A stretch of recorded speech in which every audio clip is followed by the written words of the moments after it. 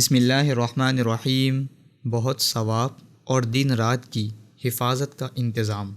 رسول اللہ صلی اللہ علیہ وسلم نے فرمایا کہ جو شخص صبح کے وقت یہ کلمات پڑھے گا، لا الہ الا اللہ وحدہ لا شریک لہ لہ الملک ولہ الحمد وہو علی کل شیء قدیر، تو اسے اولاد اسماعیل میں سے ایک گردن آزاد کرنے کے برابر ثواب ملے گا، اور اس کے لیے 10 نیکیاں لکھی جائیں گی، 10 برائیاں مٹا دی جائیں گی، اور اس کے 10 درجات بلند کر دیے جائیں گے، اور وہ شام تک شیطان کے شر سے محفوظ رہے گا۔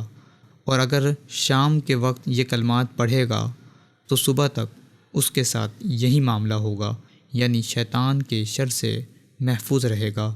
اللہ تعالیٰ سے دعا ہے کہ اللہ تعالیٰ ہم سب کو اس مختصر سی دعا پر عمل کرنے کی توفیق عطا فرمائے، آمین۔